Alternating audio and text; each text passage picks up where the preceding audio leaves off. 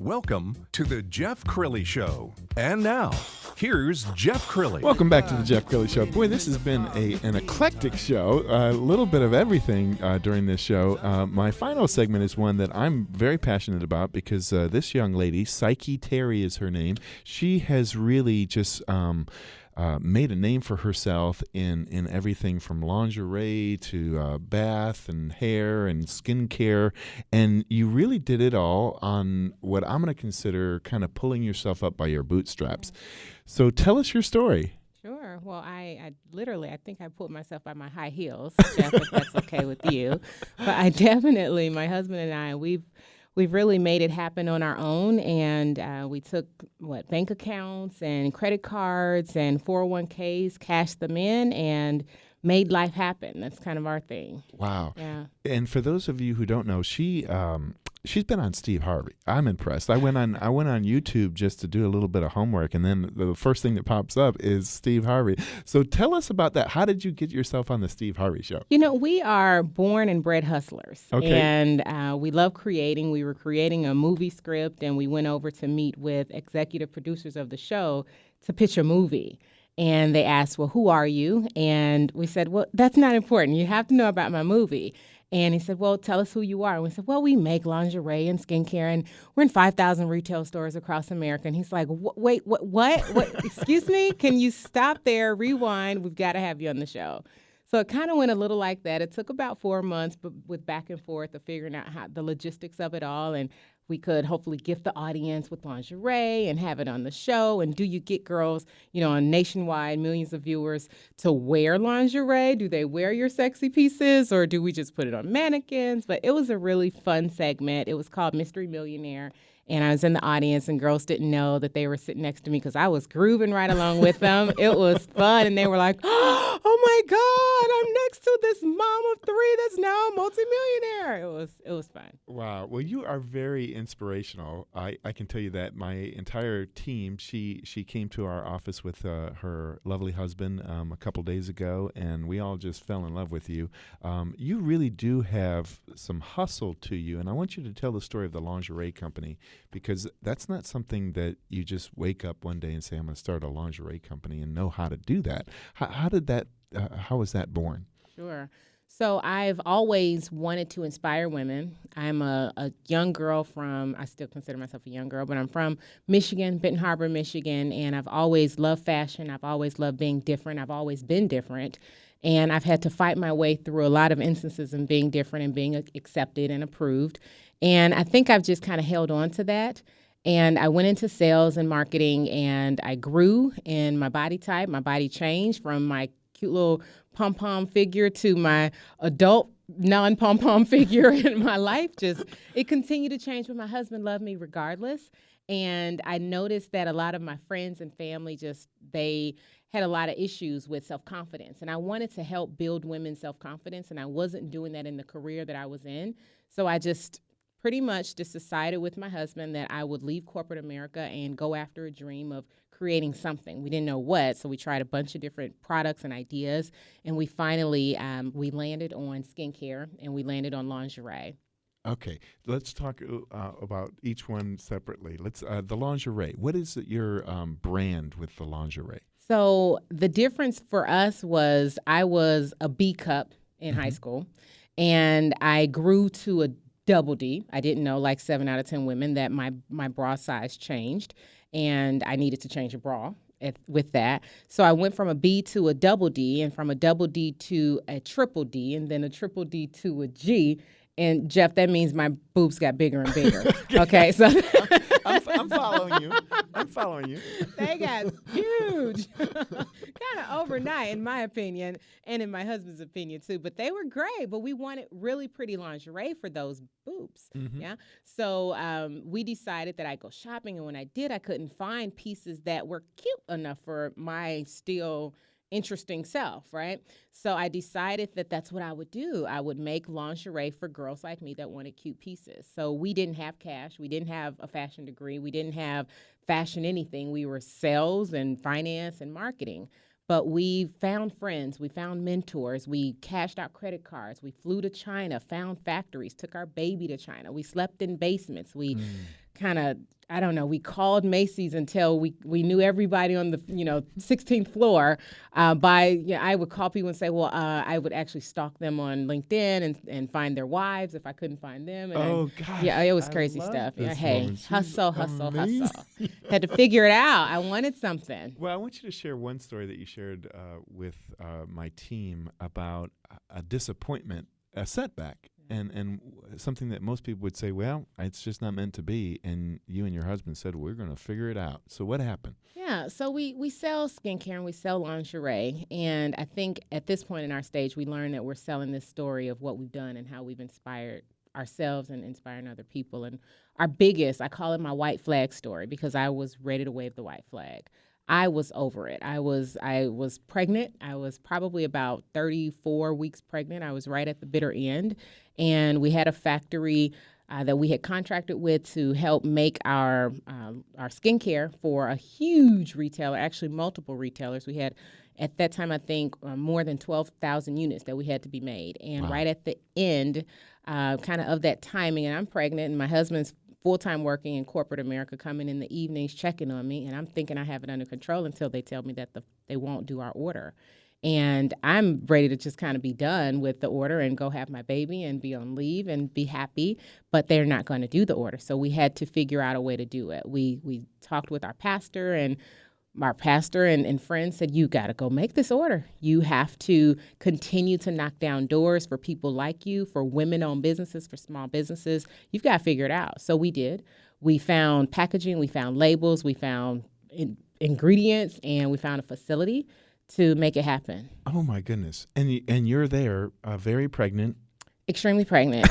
I mean, when I say I was running. I mean, once I ran to find a facility. I mean, we had days to get the order out, and there was thousands of units that I had to call my retailers to say, hey, give me a second. Literally, give me about 4 more weeks if you might, and I'm going to make your order. Just so you know, the factory closed, but I'm going to open one, just so you know. And they're like, what? Stop now. Aren't you pregnant? No, don't worry about me. We're going to get this order out. It's good stuff. You're going to love it. And they said, okay, but if it were me, I wouldn't do it, But we did it. We found a facility. We found products. We found everything that we needed except for people. So we found people at the last minute from churches and from friends of family and kids on break. And we made it happen. And my baby was born. We decided to name her Faith after all of that. So we had her, and her middle name means strong and beautiful. So Faith Audrey Olivia was born just days after the huge turmoil of figuring out how to create, a 40-man factory.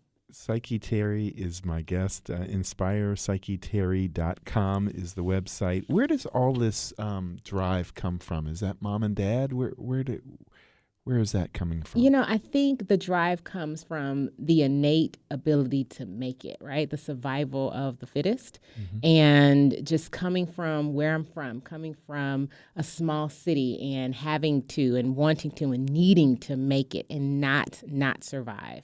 That's the drive. And wanting now to pass that over to my children and to their friends and to other women and other men and other businesses. So now I just can't stop, because there's so many people looking, saying, we believe in you, and we now believe in ourselves. Wow. And you are getting invited more often than ever before to give motivational speeches. What is that like? I am enjoying it very much. It kind of rocks my socks a little bit. I like it. I like it a whole lot. I've been invited to speak at the White House. I've been invited to meet Oprah Winfrey. I've spoken at the senior PGA, and so on and so forth. I think one of my most fun speaking opportunities is when I speak with high school students. Mm-hmm. And I've gotten a letter from a girl I think she was in Japan, and she said she was doing a student leave program, but she had saw one of my videos, and she was just absolutely inspired that though she was from a small city, a small urban city, she felt like she too could make it. So those are the kind of things that keep me driven. And when you were in my office the other day, I said, "Oh, what's the big picture? What do you want to do?" And she says, "I want to be the next Oprah Winfrey." And I believe it. I mean, honestly, when you say it, because it's coming from your heart, I mean, why not? There needs to be another Oprah Winfrey. It might as well be you. Might as well be me. Do you feel like you were put on the planet to inspire? Well, my name means spirit. And my name means soul. My middle name, Vivia, is life, life. So I believe that was what I was made for. And Terry means ruler of the people. So I think it's important for people to know what they're made for and who they are by kind of pulling out their name and the meaning and symbolism of that. So yes, I do. You know, I'm a big fan of the movie Rocky and the idea that, you know, you keep getting knocked down, and it's not how many times you get knocked down, it's how many times you get up. And we do live in a society where people do come up with excuses and say, well, it can't be done, and we've got the wrong president, or I'm blaming something else. But you've never pointed the finger of blame at other circumstances, have you? Well, of course I have. I have. But, it goes back to I've got a 4, a 2, and a 6-year-old. It goes right back to that saying of what you say to kindergartners. When you're pointing the finger, you've got 4 more pointing right back at you, or 3 more. However many more you have pointing back at you, you're pointing at yourself. You're really the person that can make the change happen. And I think that's so inspiring, because I think many people are always looking at why it can't happen, or coming up with excuses and talking themselves out of their dreams, instead of just saying, if somebody's got to be the next Oprah, it might as well be me. Let's figure out how to do it.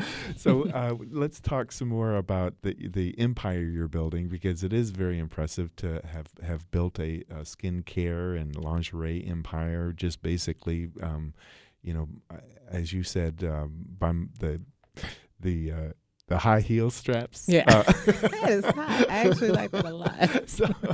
So where do you see this all going? I mean, is this going to be a $1 billion company one day? I think so. I really do. My husband and I started, honestly, literally with nothing. And it was a business plan competition. But we do see it as something that we could pass down to our children. We're excited that we get to employ people and they get to feed their children.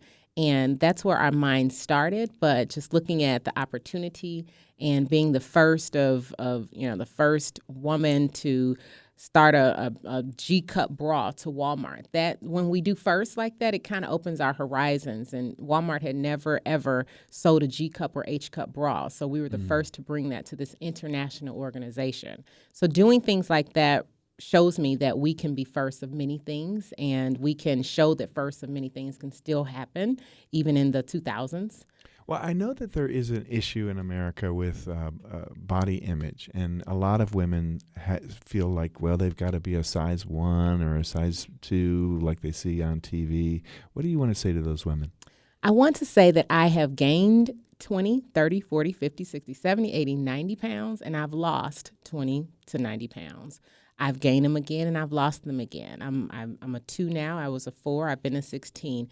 The important part to understand is no matter what size you are, it's the interior, it's the person, it's the drive, it's the get up, it's the what you're bringing to America every day. What are you set out for? What are you made for? That's what's important. It's not really body image. It's in personal and self-internal image that we all should be concerned about. And do you feel like the influence of social media, and even young girls now are getting bullied on social media? I know part of your message is to inspire young ladies, our next leaders. What do you want to say to young ladies listening? I want young ladies. I was once a young lady looking around and wanting a girl like me to be empowered. I want them to understand that they too are our next me. They are the next Oprah Winfrey. They're the next Tyra Banks. They're the next Hillary Clinton. They're the next. And they've got to push everything else aside and understand that they're created for something great. Understand the etymology of their name and what they were named after, or who they're called to be. And having a supportive husband, because I know you love him deeply, That's and he's been with you every step of the way.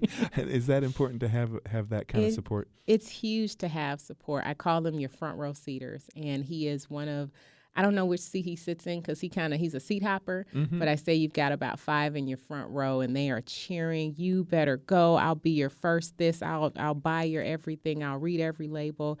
He's been in every seat. And I love him for that. Wow. Well, you inspire me. We will absolutely have to have you back again soon. The website is inspirepsycheterry.com. Psyche Terry, thank you for being my guest. Absolutely. Thank you. And we'll see you all next week.